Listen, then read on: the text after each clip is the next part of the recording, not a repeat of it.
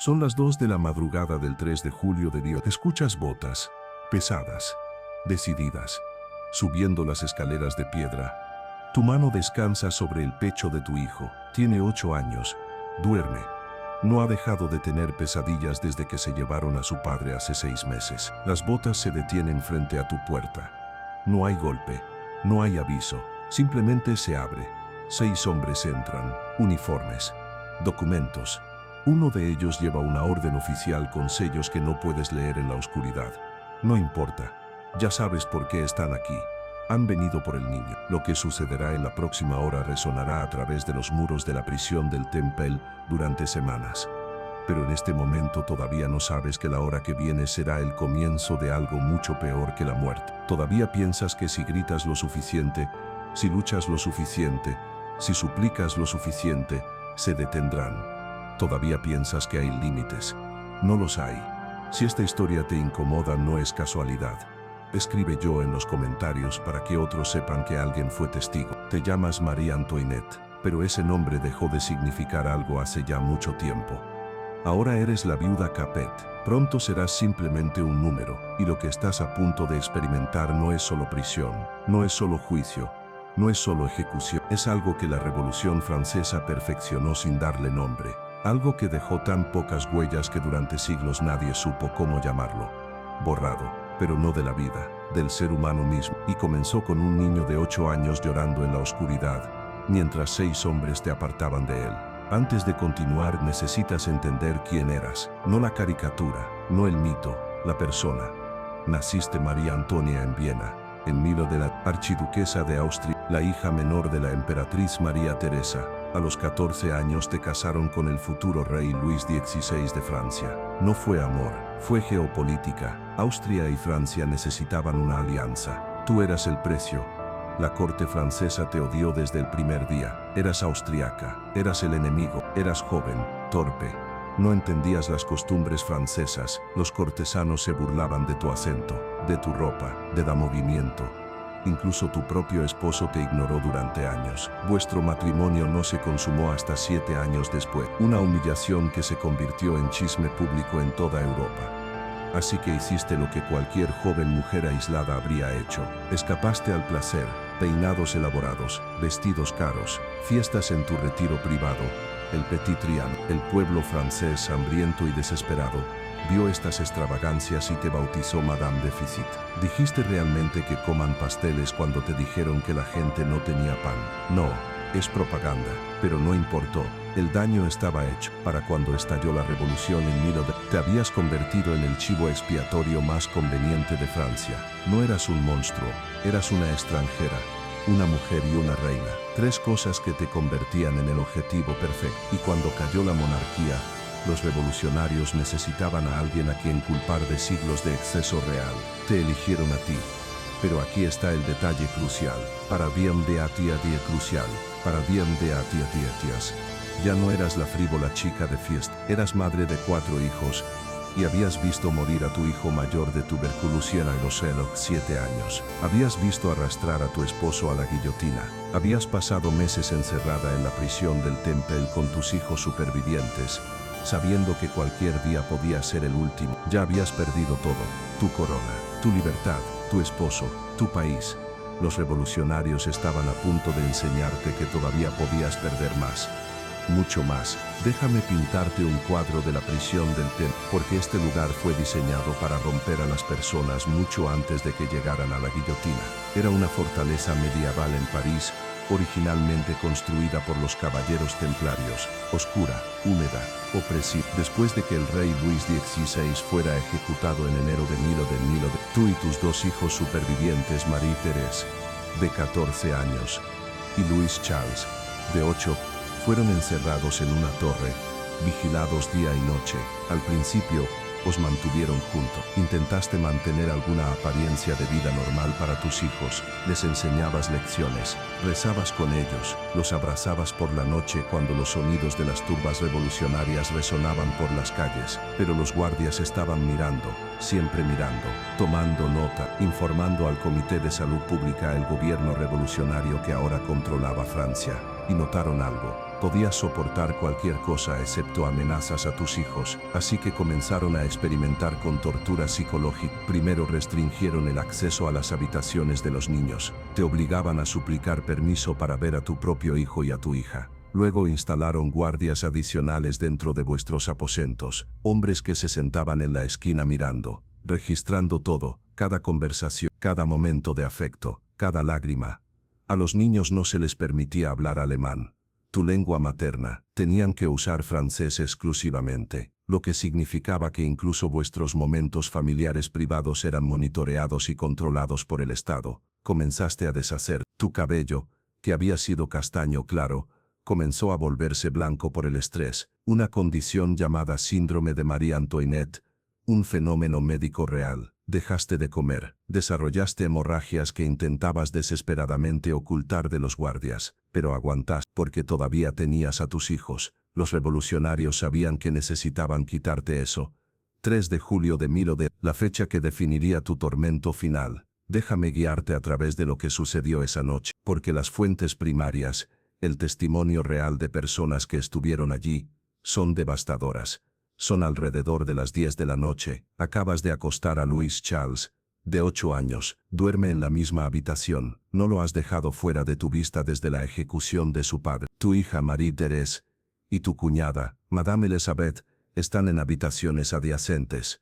Entonces lo escuchas, botas, varios hombres subiendo las escaleras de la torre, la puerta se abre de golpe, 6 guardias municipales, liderados por un hombre que lleva un decreto oficial del Comité de Salud Pública, han venido a llevarse a Louis Charles. Debe ser reeducado por la República, separado de la influencia corruptora de su madre. Marie-Thérèse escribió sobre este momento en sus memorias más tarde. Describió cómo su madre pasó de compuesta a salvaje en un instante. Te lanzaste entre los guardias y tu hijo dormido, agarraste a Louis Charles, y lo sostuviste tan fuerte que se despertó llorando, confundido. Y entonces comenzaste a gritar, no las objeciones elegantes de una ex reina, gritos animales, crudos.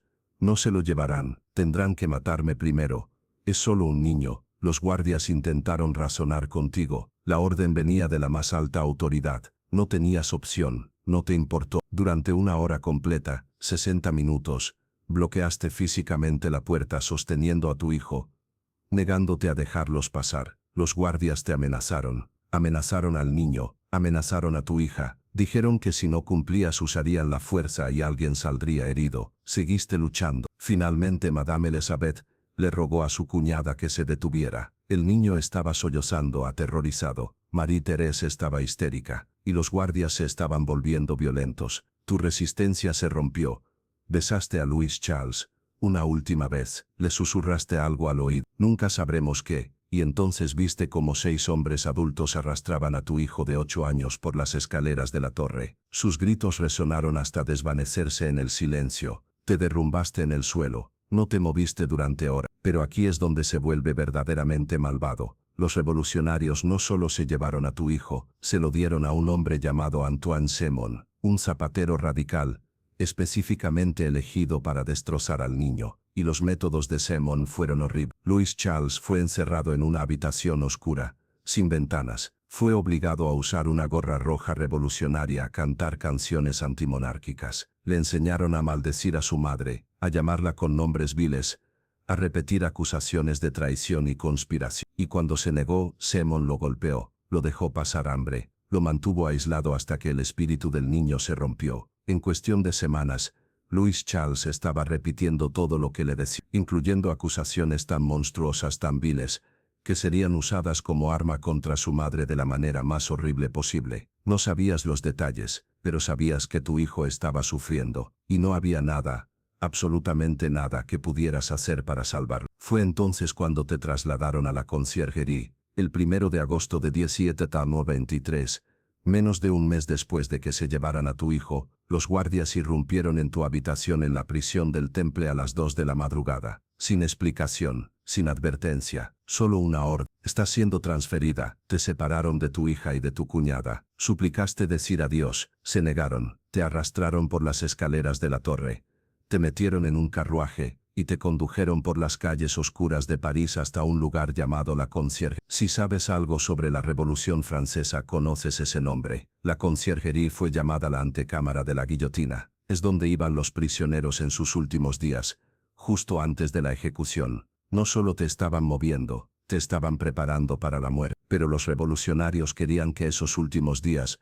fueran lo más psicológicamente devastadores posible. Te asignaron el número de prisionera, no la ex reina, ni siquiera tu nombre, solo un número.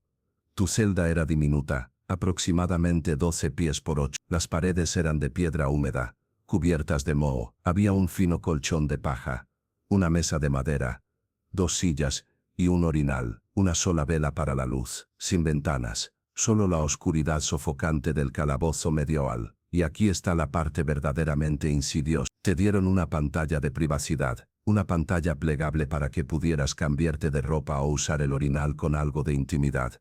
Suena humano, ¿verdad? Equivocado.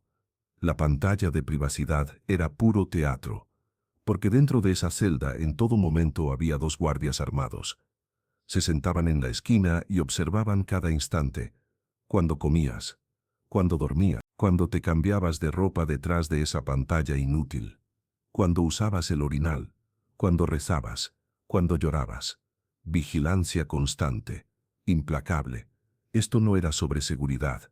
Eras una mujer de mediana edad, con la salud deteriorándose encerrada en un calabozo. Esto era tortura psicológica, diseñada para despojarte de la última brizna de dignidad y privacidad.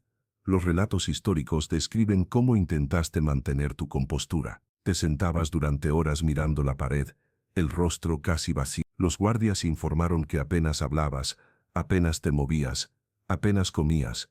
Pero aquí está lo que necesitas entender sobre esos guardias. No eran monstruos, y eso es lo que lo hace más perturbador. Eran hombres ordinarios haciendo un trabajo. Sus registros están archivados en los archivos nacionales de Francia, escritos con tinta ordenada, categorizados por fecha. Prisionera d'Oschon, día 1. No comió el pan, bebió agua. Permaneció sentada mirando la pared durante 6 horas, sin comunicación verbal. Prisionera d'Oschon, día 3. Pidió cambio de ropa. Solicitud denegada según protocolo, sin incidentes. Prisionera d'Oschon, día 7. Observada llorando durante horas nocturnas. Llamaba el nombre Louis Charles repetidamente. No se tomó acción. No hay emoción en estos registros. No hay juicio. Solo observación clínica, como si estuvieran monitoreando un objeto, no a una persona. Esto es lo que el borrado sistemático realmente significa. Fue la obediencia ciega o la comodidad moral lo que el sistema nunca perdonó. No gente cruel haciendo cosas crueles, sino gente ordinaria siguiendo procedimientos ordinarios que producen crueldad. Los guardias rotaban en turnos de 8 horas, traían sus propias comidas. A veces hablaban entre ellos de cosas mundanas, el clima, sus familias, los precios del pan. Mientras tanto, tú estabas a 3 metros de distancia, sangrando, llorando, muriendo lentamente.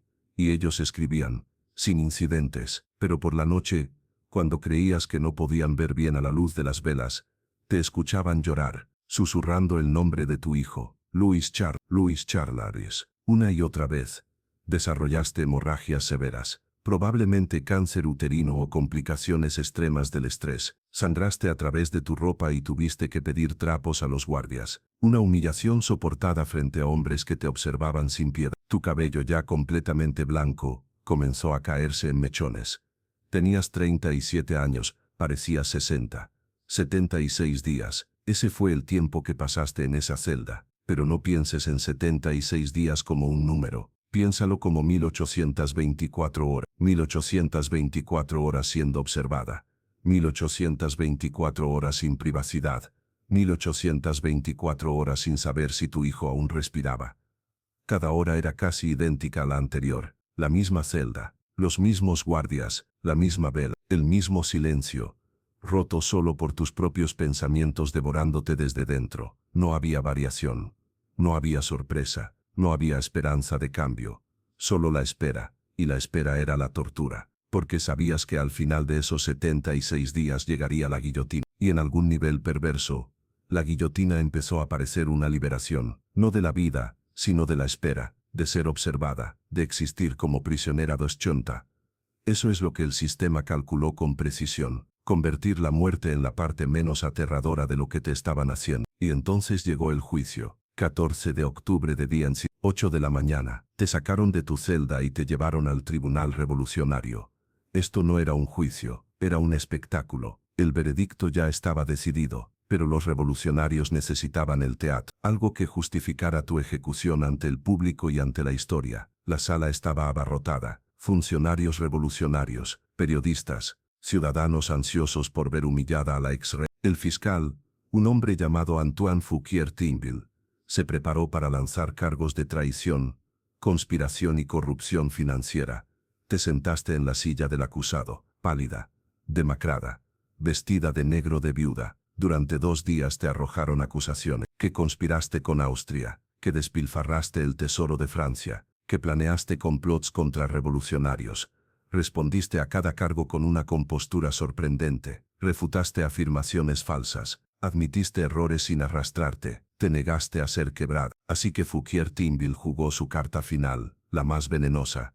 Llamó a un testigo, Jacques Hebert, un periodista radical, y repitió acusaciones supuestamente hechas por tu hijo de 8 años, Louis Charles. El niño, bajo el control y el entrenamiento de sus captores, había afirmado que su madre había cometido incesto con él.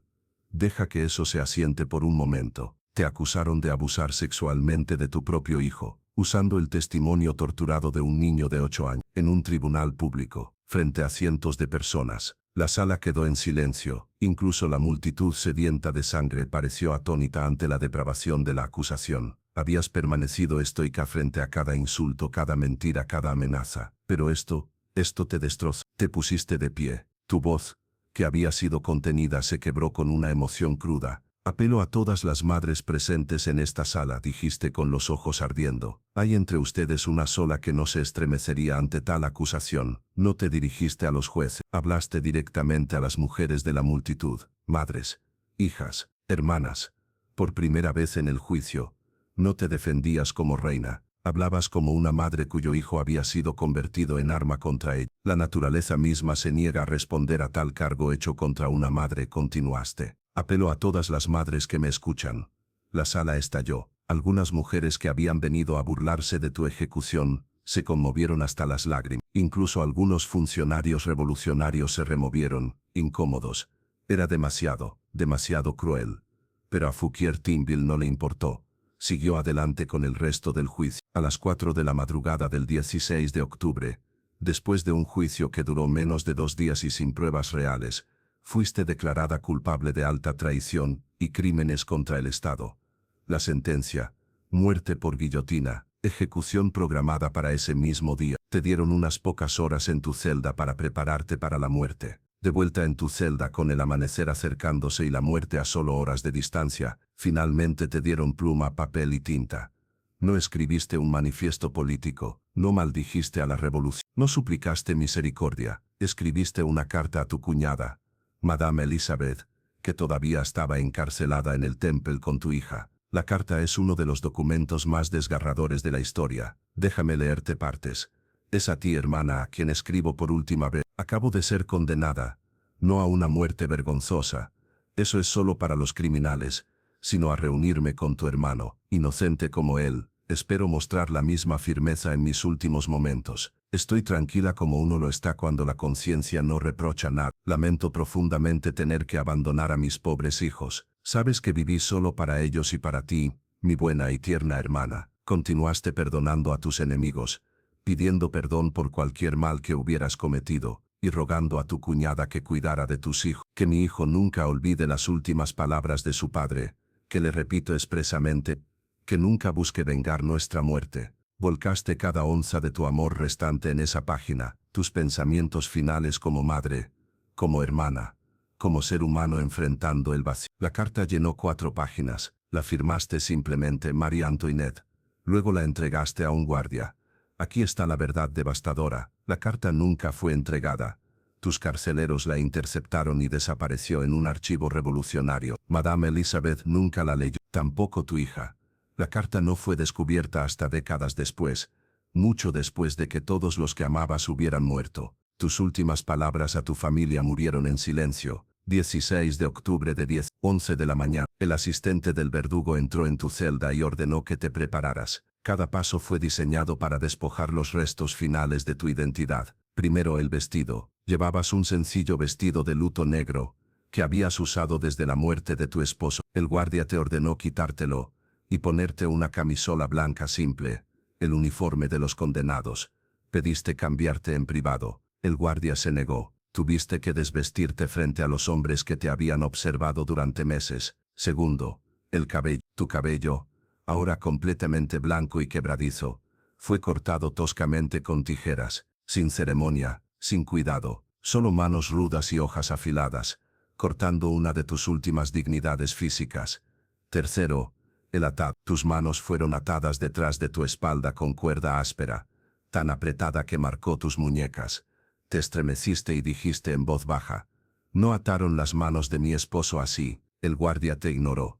A las 11 te sacaron de la conciergería la luz cegadora del día. Habías estado en esa celda oscura durante 76 días. La luz del sol lastimaba tus ojos. Esperabas un carruaje cerrado, la pequeña misericordia que le habían concedido a tu esposo. En cambio había una carreta de madera áspera y abierta, llamada tumbril, el tipo usado para transportar cadáveres de animales. Fuiste obligada a subir a la carreta y sentarte en una tabla, manos atadas, expuesta a todo. Mientras la carreta avanzaba por las calles, miles de personas bordeaban la ruta, gritando, abucheando, escupiendo, arrojando basura. Un hombre se sentó en una ventana dibujando con furia. Jacques Louis David, el artista revolucionario que había votado por tu muerte. Su dibujo sobrevive. Muestra a una mujer delgada, de ojos hundidos, sentada rígidamente erguida, su rostro como una máscara de dignidad sombría mientras el mundo aullaba por su sangre. El viaje a la Place de la Revolución tomó más de una hora de humillación pública, diseñada para destruir lo que quedara de tu espíritu. No funcionó. A las 12:15 la carreta se detuvo frente a la guillotina. La multitud rugió. Subiste los escalones del cadalso sin ayuda. Tus piernas temblaban, pero tu cabeza estaba en alto. Y entonces, en el momento final de tu vida, sucedió algo extraordinario. Mientras caminabas hacia la tabla, accidentalmente pisaste el pie del verdugo. Te detuviste, te volviste hacia él y pronunciaste tus últimas palabras. «Perdóneme, señor. No fue mi intención». Una disculpa al hombre a punto de matarte. Un acto extraño, casi surrealista de cortesía, el reflejo final de una vida vivida bajo el protocolo real. Pero era más que eso. Era una elección. Frente a la degradación absoluta, elegiste la gracia.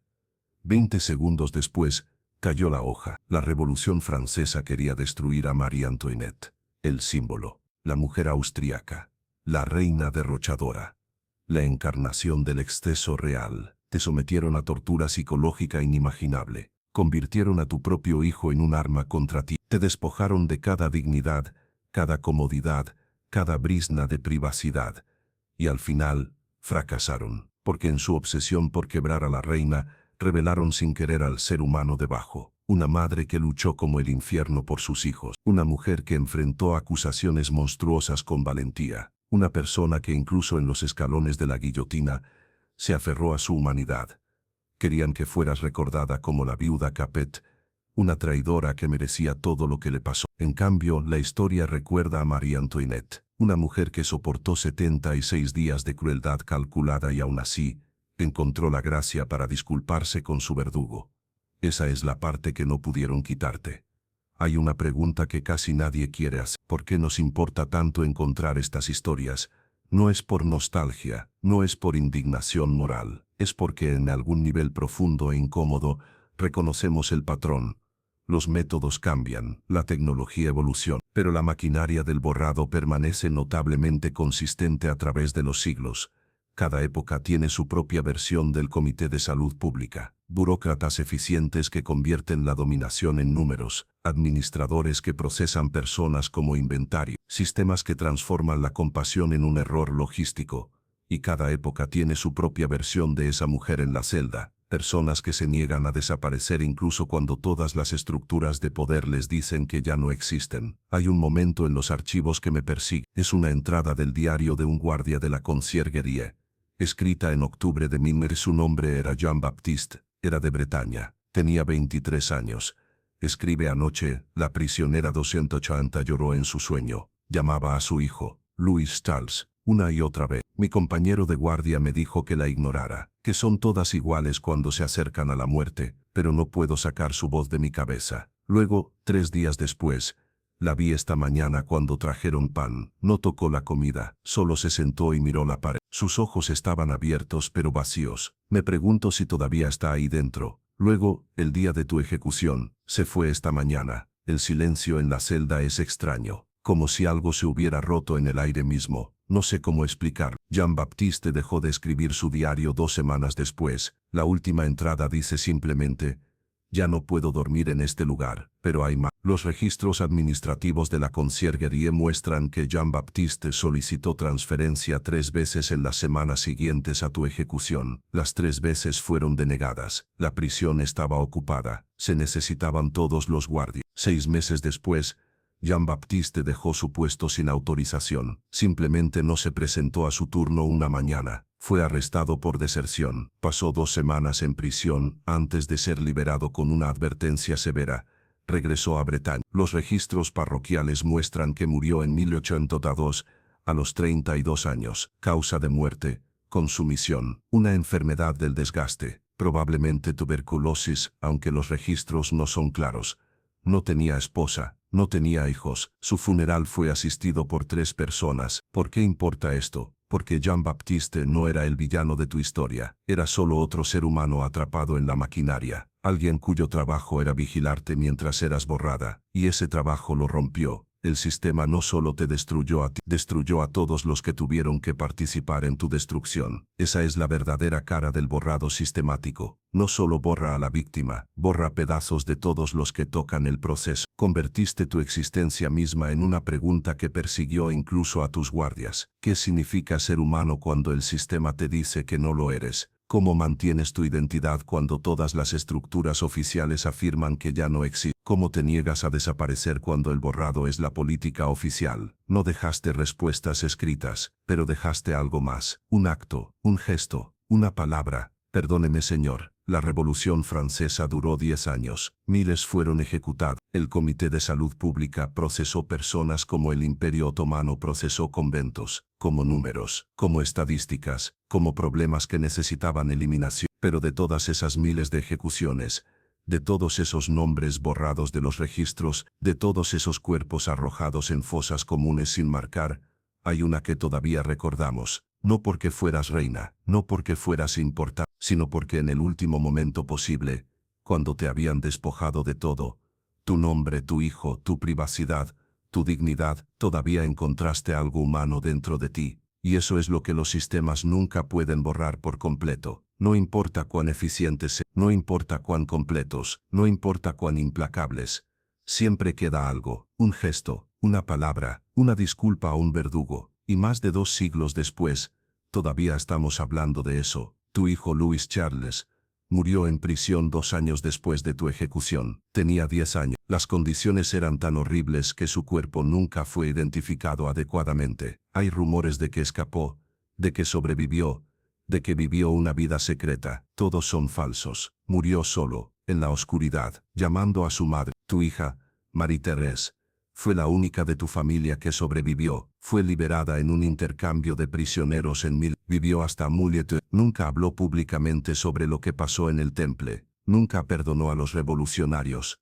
Nunca recibió tu última carta. Madame Elizabeth, tu cuñada, la mujer que te suplicó que dejaras ir a tu hijo aquella noche, fue guillotinada 10 meses después de ti. Sus últimas palabras fueron: vamos, valor, al cielo. Los hombres que te procesaron, que te juzgaron, que te ejecutaron, casi todos murieron también. La revolución devoró a sus propios hijos. Fouquier-Tinville fue guillotinado en Robespierre en el Comité de Salud Pública se disolvió. El sistema que te borró fue el mismo borrado, pero tú permaneciste. Hoy, turistas visitan la conciergerie, caminan por los mismos pasillos donde fuiste encadenada, toman fotografías de una celda reconstruida que se parece a la tuya, leen placas que cuentan tu historia en 3 idiomas. La mayoría no sabe de los guardias que te observaron dormir, de la pantalla de privacidad que no ofrecía privacidad, de los 76 días de vigilancia constante, del niño convertido en arma, de la acusación de incesto, de la carta que nunca fue entregada. Los libros de historia hablan de la guillotina, porque la guillotina es simple, la guillotina es limpia, la guillotina es un símbolo que todos entienden, pero la guillotina no fue lo peor que te hicieron. Lo peor fue todo lo que vino antes, y eso es lo que nadie quiere recordar, porque recordar eso implica admitir algo incómodo sobre cómo funciona el poder, sobre cómo los sistemas no solo matan cuerpos, sino que borran personas, sobre cómo la burocracia puede convertir el sufrimiento humano en procedimiento. ¿Qué haces con esta historia? No hay moraleja, no hay lección, no hay justicia al final. Solo una mujer en una celda, observada, registrada, procesada, borrada. Excepto que no fue borrada, no del todo, porque estás leyendo esto, porque alguien guardó esa carta no entregada, porque Jean-Baptiste escribió en su diario aunque lo atormentara, porque Marie-Thérèse sobrevivió y contó fragmentos, porque los archivos permanecen, y porque en el último momento, en el último paso hiciste algo que nadie esperaba, te disculpaste, no con ira, no con amargura, con gracia, y eso es lo que el borrado sistemático nunca puede anticipar. El reflejo humano que persiste incluso cuando todo lo demás ha sido despojado. Esto es lo que no suelen decirte sobre el borrado. No es dramático, no es una explosión de violencia, no es un tirano enloquecido ordenando masacres, es papeleo, son turnos de guardia, registros escritos con tinta ordenada, procedimientos seguidos al pie de la letra, hombres ordinarios haciendo trabajos ordinarios, que terminan en la destrucción completa de un ser humano, y eso es precisamente lo que lo vuelve tan aterrador, porque si el borrado necesitara monstruos para funcionar, estaríamos a salvo. Los monstruos son raros, pero el borrado no necesita monstruos, solo necesita personas dispuestas a obedecer, a escribir informes, a no hacer preguntas, y esas personas existen en todas partes, en cada época, en cada sistema, en cada sociedad. Los métodos cambian. En Milias era una celda de piedra y 2 guardias. Hoy puede ser vigilancia digital y registros electrónicos, pero el principio es el mismo: convertir a un ser humano en un número, despojarlo de su identidad, observar cada momento, registrar cada acción, procesarlo a través del sistema hasta que deje de ser una persona y se convierta en un archivo, y luego cuando finalmente desaparece, asegurarse de que nadie recuerde quién fue realmente. La pregunta no es si Marie Antoinette fue buena o mala, si merecía su destino, si la revolución fue justa o injusta. La pregunta es esta: cuando el poder decide que ya no existes, cuando el sistema te reduce a un número, cuando te quitan todo lo que te hace humano, que para ti fue una disculpa, pequeña, innecesaria, casi absurda en ese contexto, pero tuya, y nadie podía quitártela. Eso es resistir el borrado, no con violencia, no con discursos, no con grandes gestos heroicos, sino con los pequeños actos de humanidad, que sobreviven cuando todo lo demás ha sido arrancado. Una madre que se niega a soltar a su hijo, un prisionero que ayuna en lugar de aceptar la falsa bondad, una mano que se extiende en disculpa hacia el verdugo. No son grandes momentos históricos, no cambiaron nada. La guillotina cayó, el niño murió, el sistema siguió funcionando, pero permanecen, y eso los vuelve peligrosos, porque demuestran que el borrado nunca es total, que siempre quedan rastros, que ningún sistema, por eficiente que sea, puede eliminar por completo lo que significa ser humano. Han pasado más de 230 años desde tu ejecución. La Revolución Francesa es historia, sus líderes son polvo, sus sistemas han sido reemplazados una y otra vez, pero tu última palabra permanece. Perdóneme, 2 palabras, dichas a un verdugo, en los últimos segundos de tu vida, y todavía las recordamos. Eso no es victoria, no es justicia, no es redención, es simplemente esto: la prueba de que exististe, de que eras humana, de que el borrado falló, no del todo, pero lo suficiente, y a veces en la parte más oscura de la historia. Eso es todo lo que queda. Esta historia termina aquí, pero la memoria no. Aquí contamos lo que fue silenciado, un gesto, una palabra, una disculpa, y el silencio que viene después.